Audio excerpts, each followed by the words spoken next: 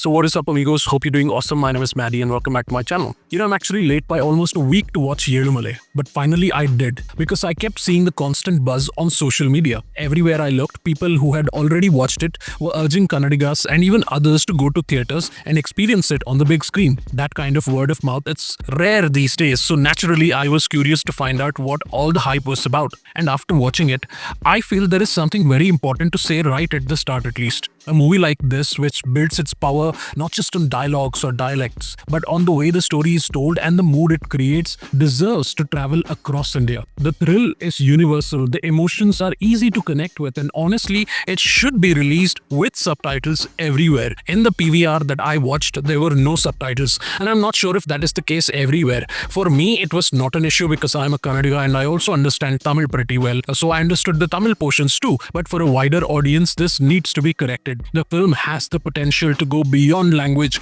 and subtitles in every screen would only help it reach that larger audience.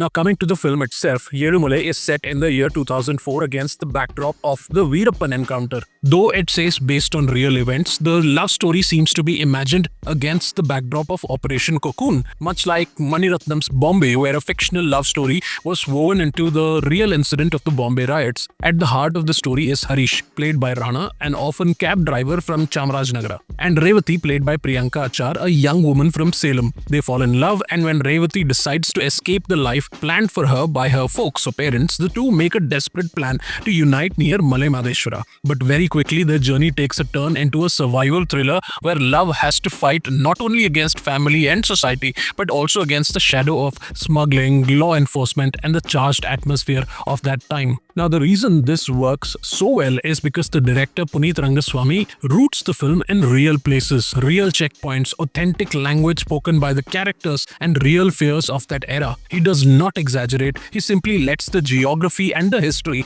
do the talking. Imagine a Kannada thriller having only one small action set piece in the entire film with almost zero heroic moments and yet managing to be edge of the seat thrilling. That is exactly the achievement here. You sense the politics of 2004, the border unease, the lingering fear of Veerappan's name, and how all of this could easily trap two innocent lives. For a debut director, the control over mood and tension is very impressive. He never resorts to loud heroism. Instead, he lets the fear, the silence, and the small choices of the characters build the suspense. One of the most unique aspects is how the romance plays out too. Raanna and Priyanka Achar hardly share screen space for most of the film. Their chemistry is built almost entirely over phone conversations, and yet it feels genuine and affecting. The distance between them becomes the real test of their bond, and that choice itself adds to the thriller's tension. Every call feels like it could be the last, every word carries risk, and the audience is left holding on to the hope that their connection will somehow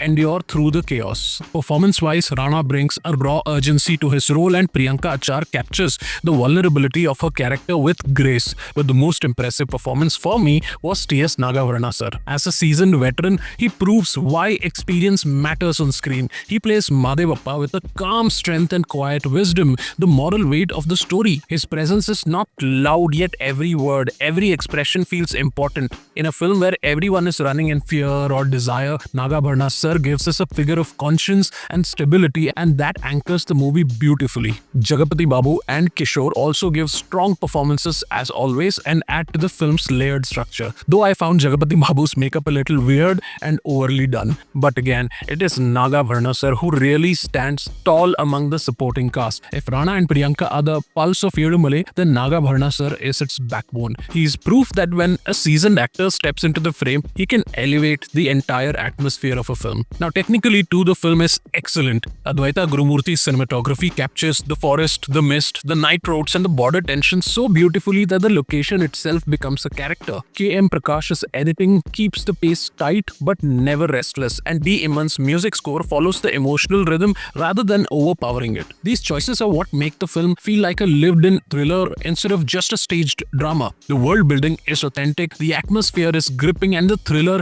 never lets you off the hook. So by the end, I realized why people have been calling this one of the most impressive Kannada thrillers of this year at least. It is not just about telling a love story, it is about imagining how love would survive in the most difficult time and place. It respects the real history but uses fiction to remind us that behind every headline in the newspapers are ordinary people too, with dreams and fears. That is why Elumale leaves such a strong impact. For me, it is not just a good debut, it is a confident statement that Kannada cinema can experiment with form and still hold the audience tightly till the last frame. And honestly, when you look at the bigger picture, it feels like Kannada cinema is rising again, and it gives me immense pride. We've had Agnyatavasi, Edagaiya Apakhatake Karana, Heboli Cut, Kapata Nataka Sutradhari, So From So, and now Elumale making waves. And with Kantara lined up next in October, the momentum looks unstoppable. And once again, I will repeat this film must be given subtitles in every screen, every theater, and pushed pan-India, because thrillers like these are not bound by language, they are bound by experience, and this is an experience worth sharing. That's it from me for this video. Thank you for watching. If you like the video, do hit the like button and don't forget to subscribe to the channel for more honest takes.